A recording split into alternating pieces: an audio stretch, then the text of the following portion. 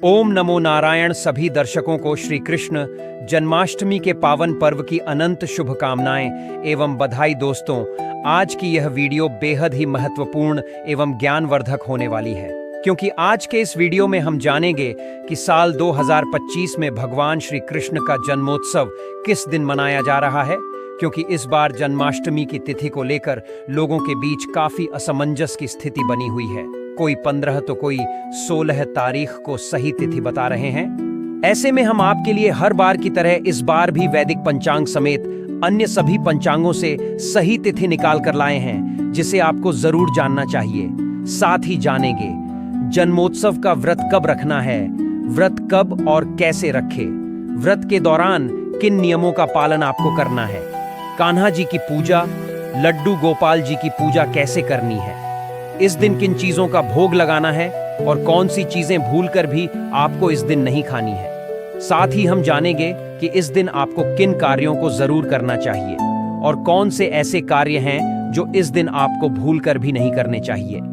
इसलिए दोस्तों, भगवान श्री कृष्ण जी की कृपा अपनी जिंदगी में प्राप्त करने के लिए इस वीडियो को शुरू से लेकर अंत तक पूरा बिना भगाए पूरा जरूर देखिएगा, क्योंकि हो सकता है बीच बीच से वीडियो को देखने से भगाकर देखने से हो सकता है कि आपसे कोई उपाय छूट जाए, जिससे आप इस महापुण्य तिथि पर भगवान की विशेष कृपा से वंचित रह जाए। इसलिए भक्तों, वीडियो को शुरू से लेकर अंत तक पूरा जरूर। दोस्तों, वैसे तो हिंदू पंचांग के अनुसार हर वर्ष भाद्रपद मास के कृष्ण पक्ष की अष्टमी तिथि को भगवान श्री कृष्ण का जन्मोत्सव मनाया जाता है। यह साल की सबसे बड़ी और महत्वपूर्ण में से एक मानी जाती है। शास्त्रों के अनुसार जन्माष्टमी का व्रत समस्त दोषों को हरने वाला और समस्त सौभाग्य प्रदान करने वाला माना जाता है। शास्त्रीय मान्यता है कि जो भी व्यक्ति इस एक जन्माष्टमी के व्रत को रख लेता है, उसे जीते जी सभी भौतिक सुख सुविधाएं प्राप्त होती हैं एवं व्रत के प्रभाव से ऐसे लोग 84 लाख योनियों में भटकने की जगह सीधे भगवान श्री कृष्ण के परम था यानी कि गोलों को जाते हैं। इस व्रत की विशेषता बताते हुए कहा गया है कि यदि कोई व्यक्ति किसी कारणवश जन्माष्टमी का व्रत नहीं भी रख सकता है, फिर भी यदि वह बताए गए तरीके से भगवान की पूजा आराधना करता है एवं शास्त्रों में बताया गया है कि सिर्फ यह एक उपाय कर लेता है, तो उसे भगवान श्री कृष्ण एवं माता राधा रानी जी का अद्भुत आशीर्वाद प्राप्त होगा। भक्तों, हमारे शास्त्रों में भगवान श्री कृष्ण का जन्मोत्सव सभी पर्वों में सर्वाधिक बताया गया है। पद्म पुराण के अनुसार यह दिन स्वयं भगवान श्री हरि विष्णु के अवतार श्री कृष्ण को समर्पित माना जाता है और इस दिन पूजा आराधना करना बहुत फलदायी माना जाता है। इसके अलावा जन्माष्टमी पर भगवान के भजन कीर्तन करना और प्रसाद वितरित करना भी शुभ माना जाता है, जिससे पापों से मुक्ति मिलती है और पुण्य फलों की प्राप्ति होती है। दोस्तों, वीडियो में आगे बढ़ते हैं, लेकिन उससे पहले यदि आप इस जन्माष्टमी पर अपने और अपने संपूर्ण परिवार के ऊपर भगवान श्री कृष्ण और राधा रानी जी की असीम कृपा प्राप्त करना चाहते हैं, तो कमेंट सेक्शन में ओम नमो भगवते वासुदेवाय लिखकर हमारे चैनल को सब्सक्राइब जरूर कर लें। साथ ही आप अपनी राशि भी कमेंट बॉक्स में जरूर लिख दें, ताकि हम आपको आपकी राशि के अनुसार उपाय बता पाए, जिसे करके आप अपने जीवन में भगवान श्री कृष्ण और राधा रानी जी की असीम कृपा प्राप्त कर सके। दोस्तों, शास्त्रानुसार भाद्रपद मास की कृष्ण पक्ष की अष्टमी तिथि भगवान श्री कृष्ण को प्रसन्न करने की सबसे उत्तम तिथि है। विष्णु पुराण के अनुसार इस दिन से जगत के पालनहार भगवान श्री कृष्ण के विधिवत पूजा अर्चना करने से एवं कुछ विशेष उपाय करने से व्यक्ति को आजीवन कभी भी कृपा से वंचित नहीं रहना पड़ेगा। इस दिन दमदार यमुना ना सिंधु कावेरी जैसी पवित्र नदी या तालाब में स्नान करना अत्यंत ही पुण्यकारी होता है। साथ ही इस दिन जो भी मनुष्य भगवान श्री कृष्ण की पूजा आराधना करता है एवं हमारे शास्त्रों में बताए गए इस एक चीज को भगवान श्री कृष्ण और कहा रानी जी को समर्पित करता है, तो सिर्फ इतना करने मात्र से ही उसे संपूर्ण के फल की प्राप्ति हो जाएगी। देखिए दोस्तों, श्रीमद् भागवतम के अनुसार जिस भी व्यक्ति को अपने जीवन में धन, संपदा, सुख, समृद्धि, शांति आदि चाहिए और भगवान श्री कृष्ण की विशेष कृपा भी चाहिए, उसे प्रत्येक जन्माष्टमी का व्रत जरूर करना चाहिए। वहीं शास्त्रीय मान्यता है कि इस दिन जितना भगवान श्री कृष्ण पूजा पाठ व्रत उपवास से प्रसन्न होते हैं उससे कहीं ज्यादा प्रसन्न सिर्फ इस एक चीज के भोग से हो जाते हैं। इसलिए यदि व्रत उपवास करते हैं तो बहुत अच्छी बात है, पर यदि व्रत नहीं भी रखते हैं तो कम से कम जन्माष्टमी के दिन इस एक चीज का भोग अपने और अपने पूरे परिवार की सुख समृद्धि के लिए जरूर लगाए जाए। जन्माष्टमी 2025 शनिवार 16 अगस्त को मनाई जाएगी। पंचांग के अनुसार अष्टमी तिथि 15 अगस्त को देर रात 11:50 बजे शुरू होगी और 16 अगस्त को रात 9 और 12:24 समाप्त होगी। भगवान श्री कृष्ण का जन्मोत्सव रात 12 बजे के बाद मनाया जाएगा। पूजा का शुभ समय 16 अगस्त की रात 12 बजे से 12:50 बजे के बीच रहेगा, जिसकी कुल अवधि 40 मिनट है। देखिए दोस्तों, इस बार जन्माष्टमी शनिवार को पड़ने जा रही है और शास्त्रों में ऐसा वर्णित है कि जब कभी भी शनिवार के दिन जन्माष्टमी पड़े तो आपको शाम के वक्त पीपल के पेड़ के नीचे सरसों तेल का एक दीपक अवश्य प्रज्वलित करें। ऐसा करने से व्यक्ति का दुर्भाग्य सौभाग्य में परिवर्तित हो जाता है। साथ ही साथ इस दिन भगवान श्री कृष्ण और राधा रानी जी की विधिवत पूजा अर्चना करके घर में सत्यनारायण भगवान की पूजा अर्चना करने वालों पर आजीवन भगवान की कृपा बरसती है। सबसे पहले आपको इस दिन कोशिश यही करनी है कि आप सूर्योदय से पूर्व उठ जाएं। उठकर स्नान आदि कर्मों से निवृत्त होकर भगवान के मंदिर को साफ करें, भगवान को स्नान कराएं, उनका पंचामृत से अभिषेक करें, फिर गंगा जल से शुद्ध करके भगवान के श्री विग्रह अथवा चित्र को पीले वस्त्र पहनाएं एवं सुंदर पीले फूलों की माला उन्हें अर्पित करें। फिर भगवान श्री कृष्ण के सामने या लड्डू गोपाल के सामने बैठकर आपको जन्मोत्सव के व्रत को करने का संकल्प लेना है, जिसके लिए सबसे पहले जन्माष्टमी के दिन प्रातःकाल जल्दी उठकर स्नान करें और स्वच्छ वस्त्र धारण करें। इसके बाद घर के पूजा स्थान को साफ करें और भगवान श्री कृष्ण की मूर्ति या चित्र को पीले वस्त्र पहनाकर स्थापित करें। अब एक दीपक जलाएं और हाथ में जल, फूल या चावल लेकर व्रत का संकल्प करें। ओम विष्णु नमः। मैं भगवान श्री कृष्ण और राधा रानी जी की कृपा के साथ अपने और अपने परिवार की मंगल कामना के लिए इस जन्माष्टमी का व्रत कर रही हूँ। अब भगवान श्री कृष्ण की पूजा शुरू करें। पहले उन्हें जल, अक्षर, पीले फूल और तुलसी पत्र अर्पित करें। इसके बाद धूप और घी का दीपक दिखा है। यदि संभव हो तो पंचामृत से भगवान को स्नान कराए या केवल गंगा जल छिड़के के पूजा में पीले फल, माखन, मिश्री और तुलसी के पत्तों के साथ भोग अर्पित करें। इसके बाद भगवान श्री कृष्ण के मंत्रों का जाप करें, जैसे ओम नमो भगवते वासुदेवाय। इस मंत्र का 108 बार जप करना है, विशेष फलदायी माना गया है। आप चाहें तो विष्णु चालीसा या विष्णु सहस्त्र नाम का पाठ भी कर सकते हैं। दिन भर व्रत रखेंगे। यदि आपने निर्जल फलाहार या एक भुक्त एक समय भोजन का संकल्प लिया है तो उसी अनुसार पालन करें। आपका यह संकल्प पूरा हुआ है। अब आपको भगवान को भोग लगाना है और उनकी आरती करनी ही है। अब आइए जन्माष्टमी की विधिवत पूजा विधि। सुबह उठकर सबसे पहले हाथ में जल लेकर संकल्प लें कि आप इस जन्मोत्सव के व्रत का पालन पूरी श्रद्धा और नियम से करेंगे। फिर स्नान करें और भगवान श्री कृष्ण को समर्पित भजन गाते हुए दिन व्यतीत करें। रात्रि को भगवान श्री कृष्ण का ध्यान कर देते हुए जागरण करें। भजन, कीर्तन और मंत्र जाप के साथ यह रात्रि भगवान को समर्पित करें। रात 12 बजे भगवान श्री कृष्ण का जन्म होने पर उनकी पूजा करें, उन्हें भोग लगाएं और आरती करें। फिर किसी ब्राह्मण या जरूरतमंद को भोजन और यथाशक्ति दान दें। इसके बाद स्वयं पारण करें, अर्थात व्रत समाप्त कर हल्का सात्विक भोजन ग्रहण करें। इस दिन से भाद्रपद माह का आरंभ होता है। इन महीनों में विवाह, गृह प्रवेश जैसे मांगलिक कार्य नहीं किए जाते और कई लोग इस दिन से मांसाहारी, प्याज, लहसुन आदि का त्याग भी करते हैं। साथ ही इसके इस दिन यानी कि जन्माष्टमी के दिन केवल उपवास और पूजा ही नहीं, पितरों के प्रति कृतज्ञता भी व्यक्त करनी होती है। शाम की गोदबुली बेला में जब सूर्य अस्त होने को होता है, उस समय एक दीपक जलाकर पितरों का स्मरण करें। किसी पीपल के वृक्ष के नीचे या घर के आंगन में दीपक रखकर यह प्रार्थना करे, हे पितृगण, यदि मुझसे पूर्व जन्मों या इस जन्म में कोई गलती हो गई हो तो कृपया क्षमा करें। आशीर्वाद दें कि मैं और मेरा संपूर्ण परिवार निरंतर आसमान की बुलंदियों को छुए हुए। अगर आप किसी नदी, सरोवर या कुंड के पास है तो वहीं स्नान करें और सूर्य को अर्घ्य अर्पित करें। यदि आपके पास समय कम हो या नदी जाना संभव न हो तो घर में स्नान करते समय जल में कुछ गुम बूंदें गंगा जल की मिला लें। इससे भी गंगा स्नान के समान पुण्य प्राप्त होता है। इस दिन का उपवास रखा जाए तो उसका पुण्य हजारों वर्षों की तपस्या के बराबर होता है। यह जन्माष्टमी स्वर्ग प्राप्ति का द्वार खोलती है और जीवन की सभी बाधाओं को हरती है। भक्तों, सनातन धर्म में जन्माष्टमी तिथि को सर्व कल्याणकारी और सर्व पाप नाशनी बताया गया है।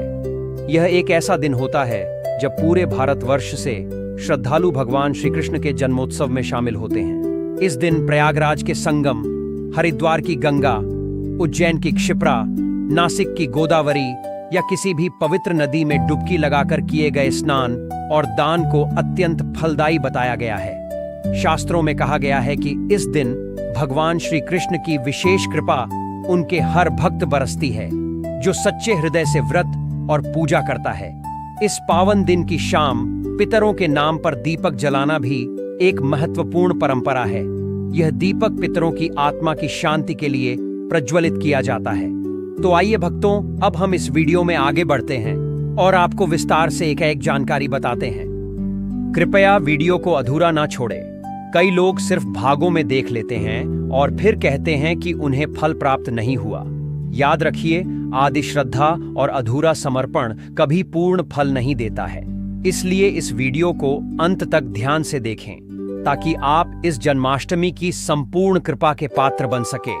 और हाँ, अगर आप हमारे चैनल पर नए हैं तो इसे अभी सब्सक्राइब करें और इस वीडियो को एक लाइक भी जरूर कर दें। भक्तों, 2025 में जन्माष्टमी तिथि पर यदि मुहूर्तानुसार कार्य किए जाएं तो कार्य संपन्न होने की संभावना कई अधिक बढ़ जाती है। इस दिन यदि बात करें सबसे अच्छे मुहूर्त की, अभिजीत मुहूर्त की, तो सुबह 4:30 से पूरे दिन बहुत ही अच्छा मुहूर्त रहने वाला है। अब आइए जानते हैं जन्माष्टमी की विधिवत पूजा विधि। दोस्तों, यह जन्मोत्सव स्वर्ग प्राप्ति का द्वार खोलता है और जीवन की सभी बाधाओं को हरता है।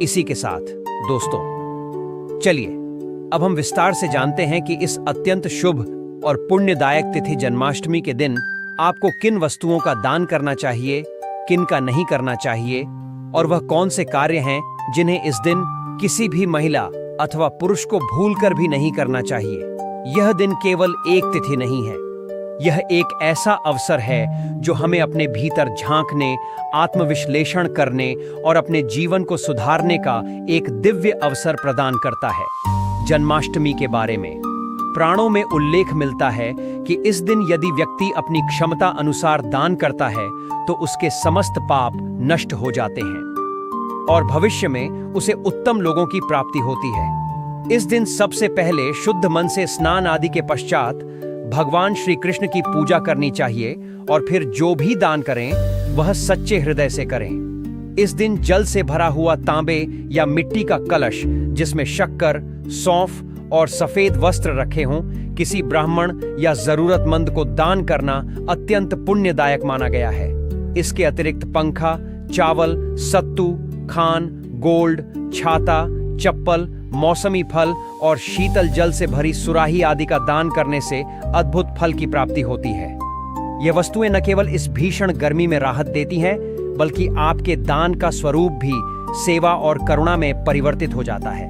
अब बात करते हैं उन वस्तुओं की जिनका दान इस दिन लोहे की वस्तुएं, धारदार या नुकीली चीजें, पुराने फटे कपड़े, किसी और का उपयोग किया हुआ सामान या ऐसा कोई उपहार जिसमें अपमान या तिरस्कार झलकता हो, इनका दान वर्जित है। यदि आप किसी को ऐसा सामान दान करते हैं जो उपयोग के लायक नहीं है या फिर जिसे देखकर दूसरा व्यक्ति अपमानित महसूस करे, तो वह दान नहीं बल्कि पाप कहलाता है। शास्त्रों में स्पष्ट कहा गया है, अपात्र दत्तम दानम दुखाय कल्पते, अर्थात यदि आप गलत पात्र को या अनुचित सामग्री का दान करते हैं तो वह आपके लिए विपरीत फल ला सकता है। अब आते हैं सबसे महत्वपूर्ण विषय पर। इस दिन इन कार्यों से आपको बचना चाहिए। सबसे पहले तो इस दिन का मूल भाव ही है संयम, पवित्रता और तपस्या। इसलिए किसी भी प्रकार का वासना से युक्त व्यवहार, क्रोध, हिंसा और दूसरों की निंदा या अपमान इस दिन सर्वथा वर्जित माने गए हैं। विशेष रूप से स्त्रियों और पुरुषों को इस दिन अपने विचारों और कर्मों में पवित्रता बनाए रखनी चाहिए। शास्त्रों में यह भी बताया गया है कि इस दिन किसी भी प्राणी को कष्ट पहुंचाना, जैसे जानवरों को मारना या पेड़ पौधों को अनावश्यक काटना, बड़ा दोष माना जाता है। मांसाहारी मद्यपान या किसी भी प्रकार की वासनात्मक प्रवृत्ति से जुड़ा कार्य, जैसी फिल्मों देखना, अश्लील सामग्री पढ़ना या देखना, अभद्र भाषा का प्रयोग करना, यह सब आपके पुण्य को समाप्त कर देते हैं। इस दिन खासकर पति पत्नी को संयम का पालन करना चाहिए और ब्रह्मचर्य व्रत का पालन करना श्रेष्ठ माना गया है। यदि संभव हो तो इस दिन एक समय का सात्विक भोजन करें या फलाहार करें और अधिक से अधिक समय जप, ध्यान, पूजा पाठ में व्यतीत करें। दूसरी गलती, क्रोध और कटवानी का प्रयोग इस दिन अपने व्यवहार में विशेष सावधानी बरतनी चाहिए। अगर आप किसी से झगड़ा करते हैं, अपशब्द बोलते हैं या परिवार में कलह करते हैं, तो समझिए कि आपने अपने भाग्य के दरवाजे स्वयं बंद कर लिए। इस दिन यदि कोई कठिन परिस्थिति भी आए तो मौन रहकर शांति और क्षमा का व्रत रखें, क्योंकि इस दिन बोले गए शब्द ब्रह्मांड में गूंजते हैं और वहीं से आपके जीवन की दिशा तय होती है। चौथी गलती, पीपल और तुलसी का अनुचित पूजन। पीपल और तुलसी जैसे पवित्र वृक्षों का इस दिन विशेष पूजन किया जाता है, लेकिन कई लोग दोपहर या संध्या के बाद इन वृक्षों को छूते हैं, जो अत्यंत दोषपूर्ण माना गया है। शास्त्रों में वर्णन है कि दोपहर 12 बजे से शाम 4 बजे तक पीपल में ब्रह्मा जी विश्राम करते हैं और उस समय स्पर्श या पूजा करने से पुण्य की जगह पाप लगता है। इस दिन घर को पूर्ण रूप से साफ रखें, झाड़ू पोछा करके घर को सुव्यवस्थित करें, जूते चप्पल को मंदिर के पास या रसोई में भूलकर भी ना रखें। यदि घर गंदा रहता है, वस्त्र बिखरे रहते हैं, तो देवी लक्ष्मी का प्रवेश रुक जाता है। साफ सुथरे और सुवासित स्थानों पर ही इस बारे में बात करते हैं। ईश्वरीय शक्तियां वास करती हैं। इस दिन बुजुर्ग, ब्राह्मणों, संतों, गौ माता और बच्चों की सेवा विशेष रूप से करनी चाहिए। यदि किसी ने इस दिन माता पिता, गुरु अथवा वृद्ध जनों का अनादर किया तो लाखों की पूजा भी उन्हें पुण्य नहीं दे सकती थी। शास्त्र कहते हैं, यश प्रसादा भागवत प्रसाद, यश अप्रसादान कुतप लाभ, अर्थात बड़ों की प्रसन्नता से ही भगवान प्रसन्न होते हैं। अगली बड़ी गलती, झूठ बोलना, चुगली करना और छल करना। जन्माष्टमी के दिन मन, वचन और कर्म से शुद्ध रहना अत्यावश्यक है। झूठ, धोखा, चुगली या किसी का अपमान, यह सभी पाप उसी दिन फलित होते हैं। यदि कोई भक्त केवल बाहरी पूजा कर रहा है लेकिन भीतर से छल और पाखंड से भरा हुआ है, तो उसकी पूजा भगवान श्री हरि स्वीकार नहीं करते। इस दिन गरीबों को अन्न, वस्त्र, जल, छाता, चप्पल, फल और मिष्ठान का दान करना अत्यंत शुभ होता है। लेकिन जो लोग इस दिन दान नहीं करते, उनके भाग्य में दरिद्र बना रहता है, क्योंकि इस शुभ दिन पर किसी भूखे को भोजन कराना लाखों हवन करने के बराबर फल देता है। इसके अलावा हवा जन्माष्टमी के दिन किसी भी मनुष्य को मांसाहारी का सेवन भूलकर भी नहीं करना चाहिए। साथ ही साथ इस दिन मदिरापान करने से भी बचना चाहिए। हो सकता है कि आप यह बात जानते होंगे, लेकिन दोस्तों 99% हिंदू भाई बहनों को यह नहीं पता है कि इस जन्माष्टमी के दिन यदि आप व्रत करते हैं तो अच्छी बात है, पर यदि व्रत किसी कारणवश भी नहीं कर पाते हो या घर में कोई ऐसे सदस्य है जो व्रत नहीं रख सकते हैं, तो उन्हें भूलकर भी इस दिन बैगन की सब्जी, मसूर की दाल, मूली, प्याज, लहसुन, शलजम, गोभी और सेम का सेवन नहीं करना, क्योंकि दोस्तों जन्माष्टमी तिथि में इन सभी चीजों को खाना इनमें तमोगुण होने के कारण मांस को खाने के बराबर है। शास्त्रानुसार इस दिन तो आपको इन सभी चीजों को खाना तो दूर, स्पर्श भी नहीं करना चाहिए। इसीलिए दोस्तों, जन्मोत्सव के दिन आप या आपके परिवार के कोई भी सदस्य व्रत रखे या न रखे, पर इन सभी चीजों का सेवन न करें। जन्माष्टमी के दिन पूर्ण सात्विक भोजन ही करें। यहां तक कि जो लोग पान अथवा पान मसाला, गुटखा, सिगरेट आदि चीजों का सेवन करते हैं, उन्हें भी कम से कम एक दिन इन नशीली चीजों से दूरी बनाकर रखनी चाहिए। इस दिन किसी भी प्रकार की नशीली चीजों का सेवन करने से घर में अशांति आती है और भगवान श्री कृष्ण नाराज हो जाते हैं। भक्तों, हमारे हिंदू धर्म में यह सिर्फ एकमात्र जन्मोत्सव है जिसको करने के बाद प्राप्त पुण्य से व्यक्ति का जीवन बदल जाता है। इसके अलावा जन्माष्टमी के दिन किसी भी तरह की यात्रा नहीं करनी चाहिए। मतलब यदि आप इस दिन कहीं घूमने के लिए जा रहे हैं तो एक दिन बाद चले जाए, क्योंकि यह दिन मौज मस्ती करने का नहीं, बल्कि भगवान श्री कृष्ण एवं राधा रानी जी की पूजा करके उनका आशीर्वाद प्राप्त करने का होता है। हाँ, लेकिन कोई बहुत ही ज्यादा जरूरी आपको कोई कार्य है या फिर आपको अपने काम के सिलसिले में कहीं जाना पड़े तो अलग बात है। तो दोस्तों, यदि आप इस जन्माष्टमी के दिन अपने जीवन में भगवान श्री कृष्ण की असीम कृपा प्राप्त करना चाहते हैं तो हम आपके लिए स्कंद पुराण, श्रीमद् भागवतम एवं श्री शिव महापुराण से उपाय ढूंढ कर लाए हैं, तो बहुत ध्यान से सुनिएगा। देखिए दोस्तों, श्रीमद् भागवतम के अनुसार जन्माष्टमी के दिन यदि संभव हो तो किसी नदी, तालाब, पोखर में जाकर के मछलियों को आटे की गोली खिलानी चाहिए। इससे व्यक्ति को सुख समृद्धि में वृद्धि मिलती है। साथ ही साथ स्कंद पुराण के अनुसार इस दिन अपने पितरों के लिए आपको तर्पण जरूर करना चाहिए एवं किसी ब्राह्मण या गरीब जरूरतमंद को भोजन जरूर खिलाना चाहिए। लेकिन भूलकर भी उनको भोजन कराते वक्त अपने मन में अहंकार न आने दें कि यह भोजन आप करवा रहे हैं, यह सब कार्य प्रभु ही करते हैं, हम तो बस निमित्त मात्र रहे। मन में यह भावना रखकर भोजन कराने से व्यक्ति के पूरे जीवन में उससे अन्न धन की कमी नहीं।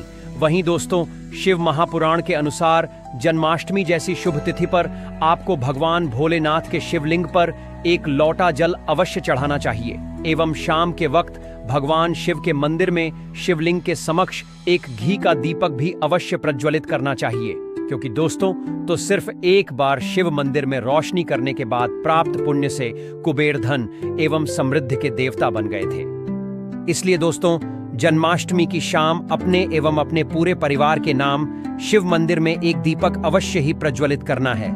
साथ ही साथ दोस्तों, शास्त्रों में ऐसी मान्यता है कि जो भी व्यक्ति जन्माष्टमी की शान किसी भी नदी, तालाब, झील में दीपक प्रज्वलित करता है, उसे अपने जीजा जी का जीवन में चल रहे सभी प्रकार के दोषों से मुक्ति मिल जाती है एवं पितरों की विशेष कृपा व्यक्ति को प्राप्त होती है।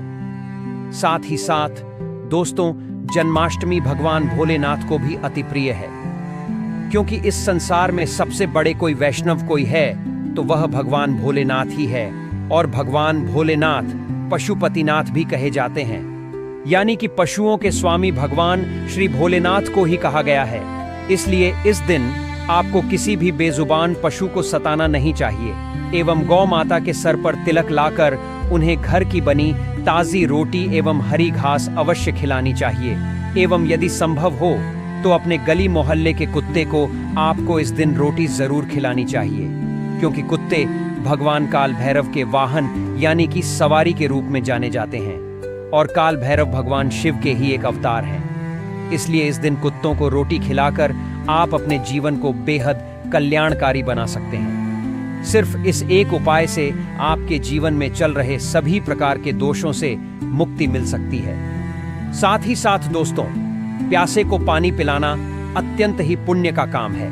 कहा जाता है कि सिर्फ एक व्यक्ति की प्यास बुझाने से मनुष्य के कोटि पाप कर्म नष्ट हो जाते हैं। इसलिए जन्मोत्सव के दिन आपको अपने घर के आसपास चौक चौराहों पर या मंदिरों में अपनी सामर्थ्य अनुसार शरबत जरूर बांटना चाहिए एवं खरे में ठंडा जल भरकर भी रख देना चाहिए, जिससे प्यासों की प्यास बूझ जाए एवं बेजुबान जानवरों एवं पक्षियों के लिए भी छाव वाले स्थान पर पानी की व्यवस्था कर देते हैं। देख लेना दोस्तों, आपके द्वारा किया गया है। सिर्फ इतना सा उपाय आपकी जिंदगी बदल देगा।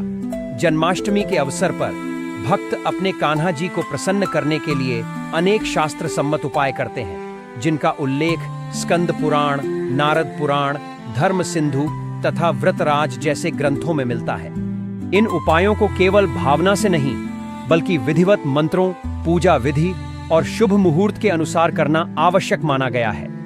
सबसे प्रमुख और प्रभावशाली उपाय भगवान श्री कृष्ण की झांकी और पालने को सजाना है। इसकी उत्पत्ति स्कंद पुराण में वर्णित एक कथा से होती है। इस कथा के अनुसार जब भगवान श्री कृष्ण का जन्म हुआ तो देवताओं और भक्तों ने उनके स्वागत के लिए पूरे ब्रह्मांड को सजाया था।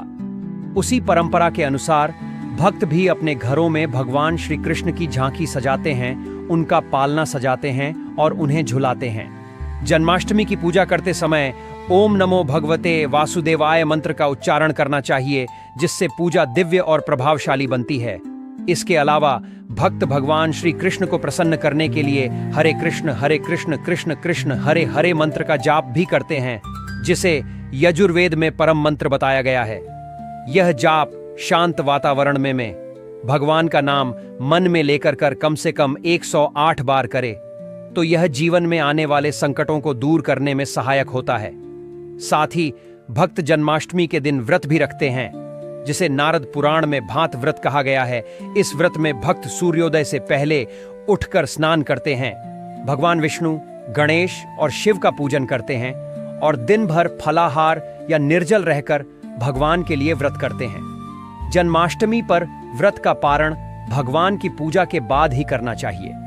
पद्म पुराण और धर्म सिंधु में उल्लेख है कि जन्माष्टमी के दिन भगवान का जन्म रात्रि 12 बजे के बाद होने के कारण रात 12 बजे के बाद ही पूजा करना शुभ होता है। अतः भक्तों को चाहिए कि पंचांग देखकर उचित मुहूर्त में पूजा करें। चंद्रोदय को जन्माष्टमी का एक महत्वपूर्ण हिस्सा माना जाता है और चंद्र दर्शन करके पूजा करना विशेष फलदायक होता है। चंद्रमा को अर्घ्य देने के बाद भक्त भगवान की ओर मुख कर पूजा करते हैं और प्रार्थना करते हैं कि उनका जीवन चंद्रमा की तरह दीर्घ और उज्जवल हो। भक्त तुलसी के पौधे की पूजा भी कर सकते हैं, क्योंकि तुलसी को विष्णु प्रिय और शुद्धता की प्रतीक माना गया है। जन्माष्टमी के दिन तुलसी को जल अर्पित करके दीपक जलाकर भगवान श्री कृष्ण की कुशलता और सुख शांति की प्रार्थना की जाती है। साथ ही भगवान श्री कृष्ण को माखन मिश्री का भोग लगाना भी एक प्रभावशाली उपाय है। जैसा कि द्रौपदी ने श्री कृष्ण को राखी बांधकर उनसे जीवन भर रक्षा का वचन प्राप्त किया था। भक्त श्री कृष्ण की मूर्ति या चित्र के समक्ष भोग रखकर कहते हैं, हे माधव, जैसे आपने द्रौपदी की रक्षा की, वैसे ही मेरे और मेरे परिवार की भी रक्षा करें।